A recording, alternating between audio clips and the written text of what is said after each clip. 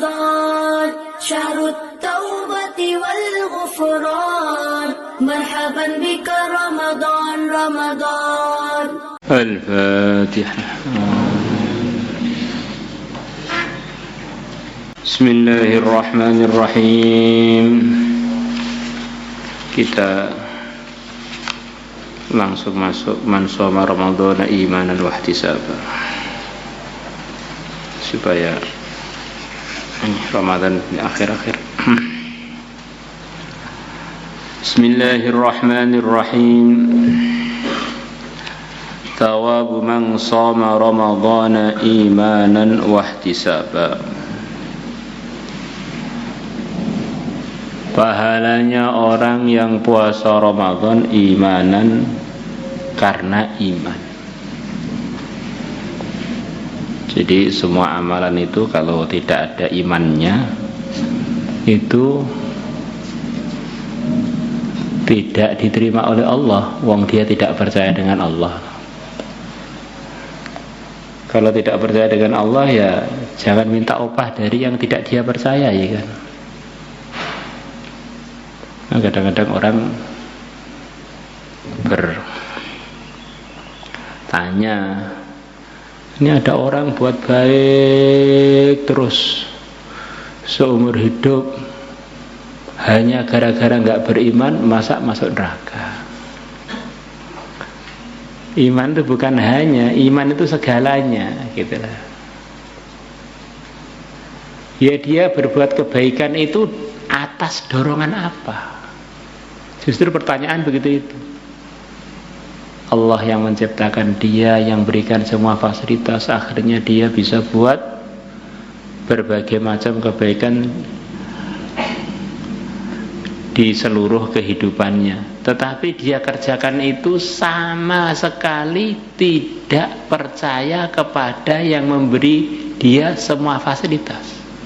Lah bagaimana dia mau minta opah dari yang memberikan dia fasilitas itu? Ya nggak nyambung. Maka orang yang tidak beriman, ya kalau minta surga itu ya nggak nyambung. Wong dia ini tidak mengimani yang punya surga, yaitu Allah.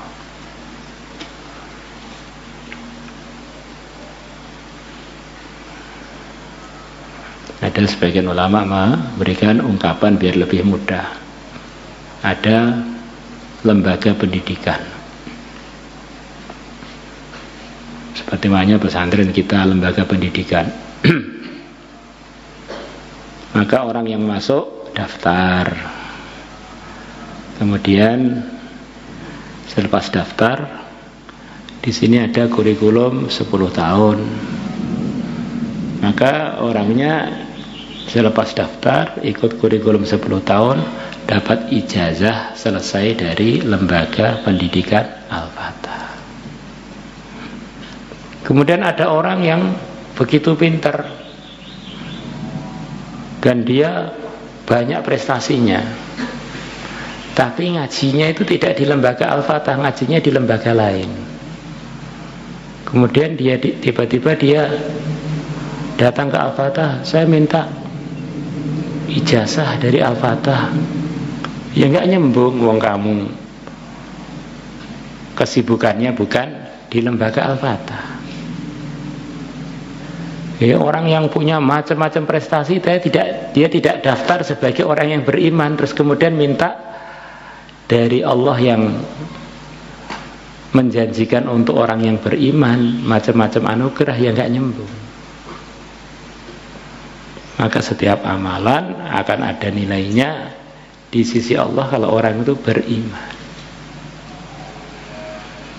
Orang munafikin amalannya begitu banyak, tapi dia nggak beriman kok. Ya akhirnya nggak dapat yang dijanjikan untuk orang yang beriman.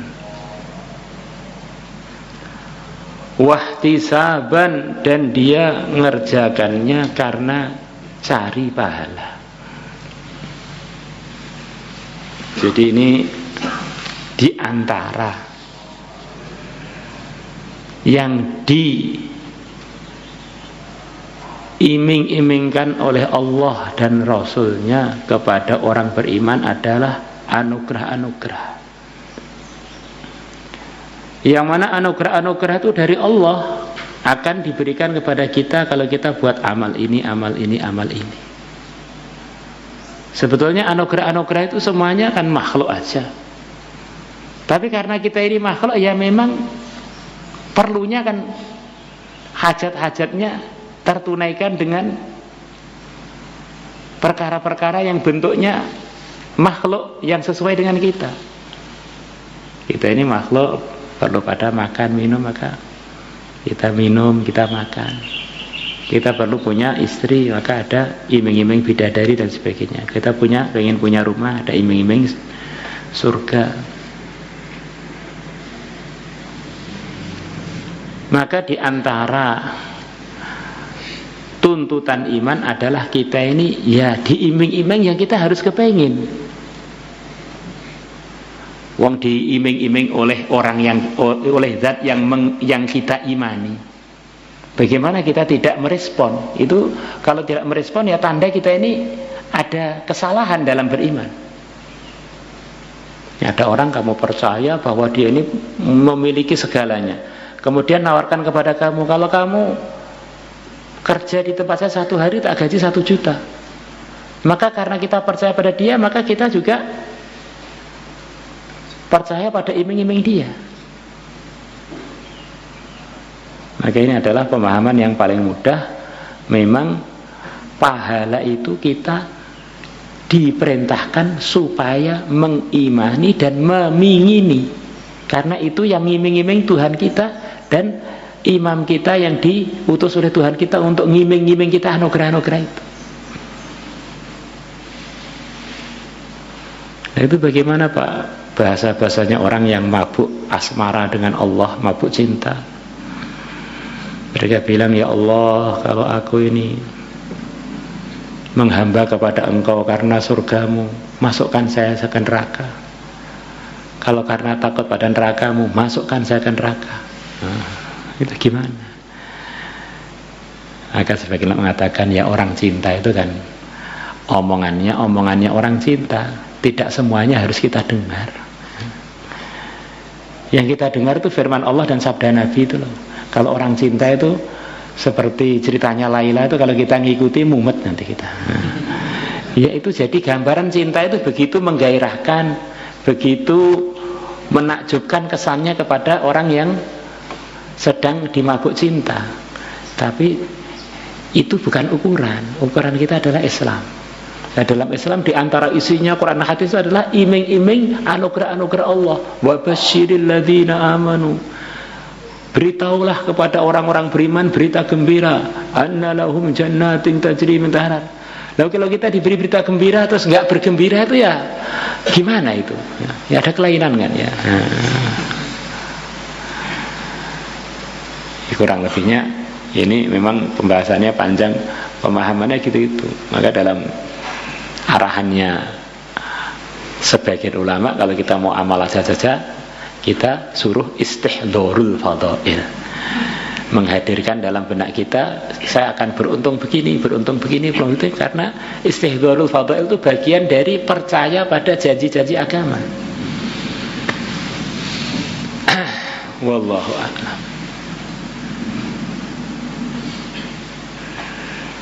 Sawabu man shoma ramadhana, pahalanya orang yang puasa Ramadan imanan, karena iman, wahtisaban, dan karena cari pahala. Kenapa kamu tahajud? Ya biar dapat pahala, biar dapat janjinya Allah. Qala Allah Ta'ala, Allah Ta'ala berfirman, ya ayyuhalladzina amanu, wahai orang-orang yang beriman, kutiba alaikumusiyam, telah difardukan, telah diwajibkan atas kalian asyamu, puasa, kama kutiba alal ladzina min qablikum, sebagaimana telah difardukan atas orang-orang yang sebelum kalian, la'allakum tattaqun, supaya kalian bertakwa. Ini diantara faedahnya puasa yang dijanjikan dalam ayat ini adalah supaya kita ini jadi mudah mengamalkan agama. Itulah diantara tarbiyah atau pendidikan yang pokok dalam puasa adalah supaya kita bisa mengamalkan perintah dan menjauhi larangan. Maka kalau kita merenungi tertibnya puasa itu, diantaranya kita mulai azan subuh, mulai masuk fajar shodiq sampai tenggelamnya matahari, kita digoda dengan macam-macam godaan untuk membatalkan puasa kita.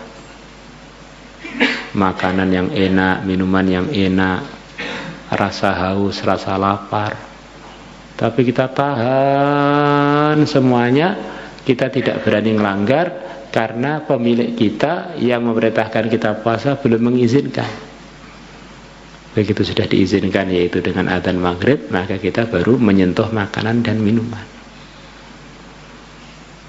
Maka begitulah kalau puasa itu kita bawa dalam kehidupan kita, sikap waktu kita puasa itu, macam-macam godaan di hadapan kita bisa kita pandang, bisa kita raba, bisa kita sentuh. Karena itu semuanya tidak diizinkan oleh yang punya, ya kita nggak berani memandang, nggak berani menyentuh, nggak berani menggunakan karena yang punya tidak mengizinkan.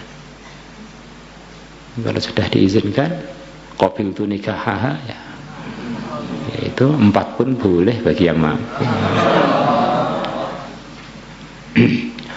Wa an Abi Hurairah radhiyallahu anhu 'anil Nabi sallallahu alaihi wasallam, man shoma ramadhana, barang siapa yang puasa Ramadan imanan, karena beriman, wahtisaban, dan berharap pahala, ghufira lahu ma taqaddama min dzambihi, maka akan diampuni untuknya yang telah lalu dari dosa-dosa dia. Ini janji yang begitu besar bagi orang beriman.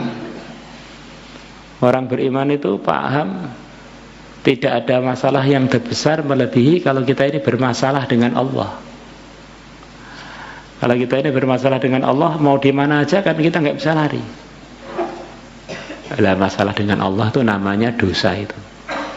Dosa itu apa toh? Masalah dengan Allah. Maka di antara tandanya orang itu imannya benar, maka dalam benak dia itu nggak ada istilah dosa kecil, itu nggak ada. Karena dia ini merasa ini semuanya masalahnya dengan Allah yang Maha Agung. Seperti kita begitu mengagungkan guru kita umpamanya, maka karena pengagungan kita pada guru kita itu, perkara-perkara yang kecil-kecil, pelanggaran yang kecil pun kita nganggap itu besar kalau terjadi di hadapan guru kita.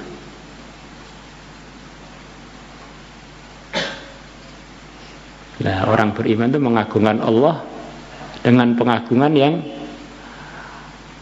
tertinggi, tidak disamakan dengan apapun juga. Maka tidak ada kok melanggar di hadapan Allah, yang Allah melihat dan mendengar kita kapan aja, di mana saja. Kemudian ada pelanggaran kecil di benaknya orang beriman tuh nggak ada. Maka di antara tandanya orang imannya rusak adalah kalau dia melakukan pelanggaran, dia merasa itu kecil-kecil aja, hanya seperti lalat yang hinggap di tubuh dia. Rawahul Bukhari wa Muslim, Bukhari Muslim telah meriwayatkannya. Wa an Abi Sa'id al-Khudri radhiyallahu anhu 'anil Nabi sallallahu alaihi wasallam. Qala, Nabi bersabda, man shoma Ramadan, barang siapa puasa pada bulan Ramadan, wa 'arafa hududahu, dan dia mengetahui batasan-batasannya puasa Ramadan, tidak melanggar aturan-aturannya, wa tahaffadha ma yanbaghi lahu ay yatahaffad, dan dia usaha menjaga perkara yang seyogyanya baginya untuk dia menjaganya. kafara ma qablahu, maka puasa Ramadan akan menghapus dosa-dosa yang sebelum Ramadan. Nanti akan datang masa fariqun fil jannati wa fariqun fis sa'ir. Ini akhir dari kehidupan manusia, sebagian masuk surga, sebagian masuk neraka. Orang-orang yang telah diputuskan oleh Allah untuk masuk surga itu tidak akan boleh masuk sebelum bersih dari dosa. Orang-orang beriman, walaupun imannya paling lemah, suatu saat akan masuk surga. Tetapi dia baru bisa masuk surga kalau dosanya sudah dimaafkan oleh Allah.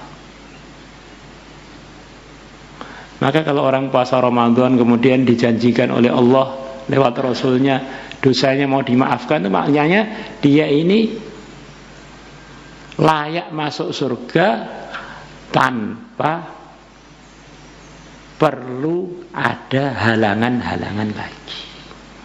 Itu kata para ulama begitu itu. Karena dosanya sudah habis, ya langsung tinggal mulus saja masuk surga. Maka pahala yang besar ini tentu saja nafsu kita yang telah lama kerjasama dengan syaitan, atau diri kita yang sudah lama ikut syaitan, atau bahkan sudah menjadi temannya syaitan, atau bahkan sudah lebih nakal daripada syaitan. Maka kesempatan-kesempatan ini kadang-kadang tidak diperhatikan, dirusak-rusak dengan macam-macam kelalaian atau pelanggaran. Akhirnya anugerah yang begitu besar berlalu tanpa kita mendapatkannya. Wa an Abi Hurairah radhiyallahu an Rasulillah sallallahu alaihi wasallam qala, Nabi bersabda, as-salawatul khamsu, salat 5 waktu, wal jumu'atu ila jum'ati, dan salat Jumat sampai Jumatan berikutnya, wa ramadhanu ila ramadhan, dan puasa Ramadan sampai puasa Ramadan berikutnya, mukaffiratun, semuanya tadi akan menghapus ma bainahunna, dosa-dosa yang antara amalan-amalan tersebut. Salat 5 waktu menghapus antar salat. Jumatan sampai Jumatan berikutnya menghapus 1 pekan. Ramadan sampai Ramadan berikutnya menghapus 1 tahun. Idza junibal kabairu, selama dosa-dosa besar dijauhi. Kalau dosa besar dijauhi. Jadi sudah janji agama, janji dari Allah dalam sebagian firman-Nya, in tajtanibu kaba'ira ma tunhauna anhu nukaffir ankum sayyi'atikum wa nudkhilkum mudkhalan karima. Kalau kita ini menjauhi dosa besar,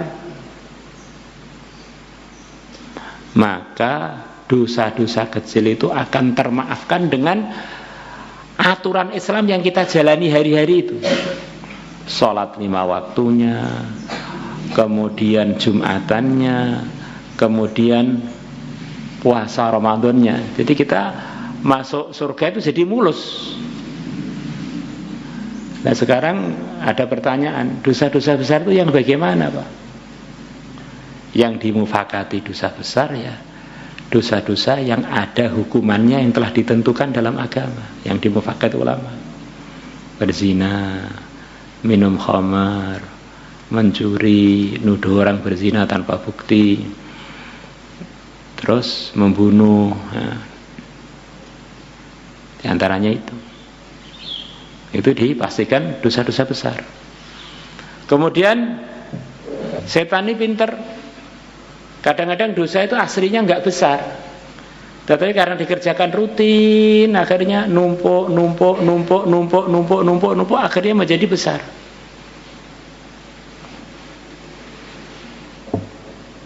Ya banyak orang yang perasaannya dosanya masih kecil, tapi ternyata sudah istiqomah sekian lama, sudah gedenya melebihi dosa-dosa gede. Akhirnya dia tidak mendapatkan janji-janji yang telah disebutkan sebagian tadi. Janji bahwa aturan-aturan agama itu selama kita menjadi dosa besar, kita akan dimaafkan oleh Allah dosa-dosa kecil kita. Seperti umpamanya menggunjing itu kan bicara apa adanya. Tetapi itu aibnya teman kita. Kalau bukan apa adanya itu kan bukan mengunjing, memfitnah. Dzikruka akhaka ma yakrahuhu. Definisi menggunjing adalah kamu nyebut perkara yang tidak disukai oleh teman kamu, dan perkara itu memang ada di teman kamu itu. Tapi ada dalam satu riwayat hadis bahwa menggunjing itu dosanya lebih besar dari zina. Gimana Pak? Masa menggunjing dosa? Oh, memahami hadis, memang hadis ini lemah. Tapi hadis ini walaupun lemah, ada dugaan dinisbatkan pada Nabi, maka kita harus cari apa rahasianya. Maka kata Imam Ahmad, saya lebih senang menggunakan hadis dhaif melebihi murni pemikiran saya. Karena hadis itu walaupun dhaif, ada dugaan itu adalah dari Rasulullah sallallahu alaihi wasallam. Maka kata para ulama begini. Pandangan pertama begini. Gunjing memang aslinya dosa kecil.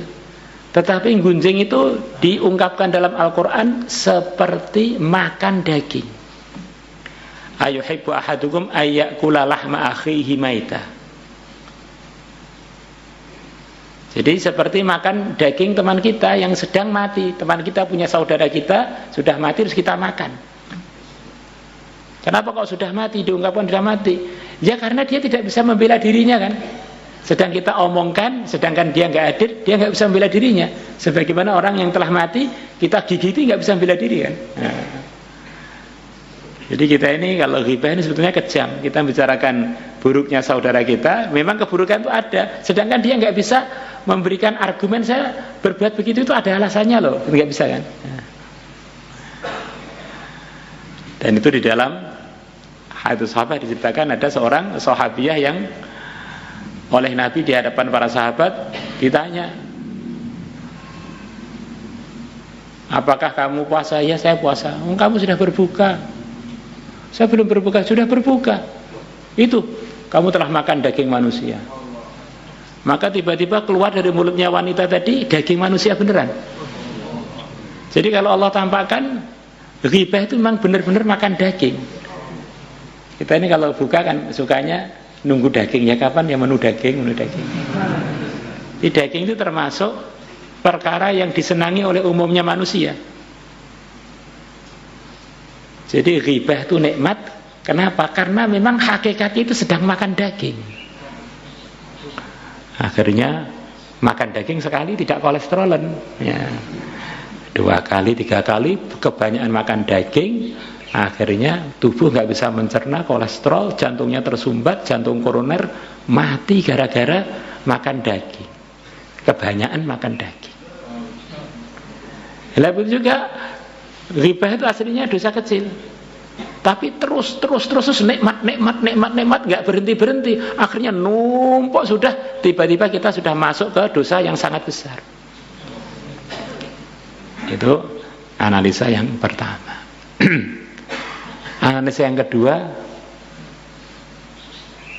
orang itu coba merenung. Bisa enggak orang itu ketika ghibah itu murni ghibah, bisa enggak?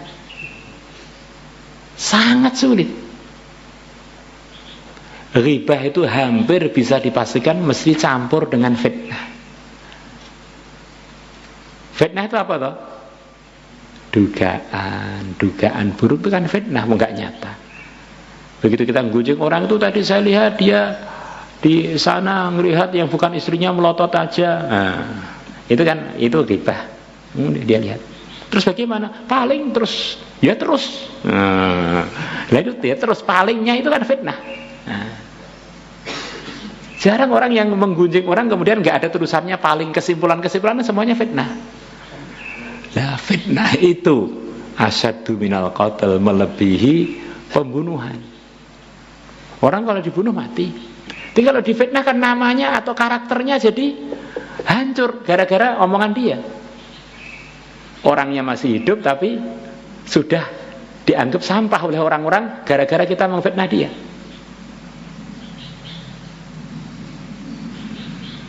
Maka hadis al-ghibatu asyaddu minaz zina itu kata para ulama sangat benar dengan perenungan tadi. Numpuk-numpuk atau memang sangat sulit ghibah itu selamat dari mengfitnah. Ini akhir-akhir bulan Ramadan kita tingkatkan semangat kita untuk tambah lagi untuk mendapatkan Lailatul Qadar. Itulah yang dijanjikan Nabi. Lailatul Qadar kemungkinan besarnya terjadi di 10 akhir, terutama di bulan-bulan, di tanggal-tanggal ganjil. Itu kapan? Memang sengaja dirahasiakan biar kita terus penasaran, di setiap malam kita cari bulan Ramadan, cari Lailatul Qadar. Ada 10 kunci. Yang salah satu kuncinya itu adalah kunci untuk membuka kamarnya bidadari yang halal untuk kamu. Ini 10 kunci. Dan ini spekulasi. Mungkin yang pertama, mungkin yang kedua, mungkin yang ketiga, mungkin yang ke-10. Kira-kira kalau kamu masih normal tuh, yang kamu ambil 10 kunci apa salah satu yang mana akhirnya kemungkinan kita dapat tuh jadi kecil. Kira-kira bagaimana? 10-10-nya ya. Nah begitu 10 akhir mestinya kita nggak milih yang ganjil aja. Karena mungkin aja Lailatul Qadarnya di malam ganap. Mungkin aja malam 21, mungkin 23, mungkin yang genep. Maka kalau kita ini percaya benar dengan anugerah-anugerah Allah, tentu 10 malam semuanya nggak kita lewatkan untuk tambah mujahadah. Man qama ramadhana imanan wahtisaba ghufira lahu ma taqaddama min dzambihi. Apalagi kalau disertai dapat malam Lailatul Qadar. Qoma itu kata kebanyakan ulama, kalau tidak semuanya itu berbeda dengan sholat. Iman qoma ramadhana itu luas, siapa yang menghidupkan Ramadan dengan amalan kebaikan. Di kata-kata qoma itu memasukkan tahajud, memasukkan tarawih, memasukkan sholat tasbih, memasukkan tahlil, memasukkan baca Quran. Wabil khusus yang dimaksud malamnya, karena siangnya kan kita sudah puasa. Maka semua hadis yang ada kaitannya man qoma itu artinya adalah amalan kebaikan secara umum. As-sa'i 'alal armilah kas-shaimi al-qaimil ladzi la yafturu. Orang yang memikirkan nafkah pada para janda, dia akan dapat pahala seperti orang yang puasa terus, malamnya buat amalan terus tanpa ada capeknya, tanpa ada berhentinya. Ya, al-qaim itu tidak sholat malam aja, jadi amalan sepanjang malam itu, termasuk tidur. Kalau pakai adab sunnah juga bagian dari amalan malam. Ya. Kemarin sudah lewat berapa man qoma, maka kita kalau taklim baca man qoma itu artinya menghidupkan semua amalan, diantaranya sholat, diantaranya baca Quran, diantaranya amalan-amalan yang lain. Maulaya salli wa sallim daiman abada ala habibika khairil khalqi kullihim huwal habibul ladzi turja syafa'atuhu li kulli hawlin minal awali muqtahimi ya rabbi bil mustafa balligh maqasidana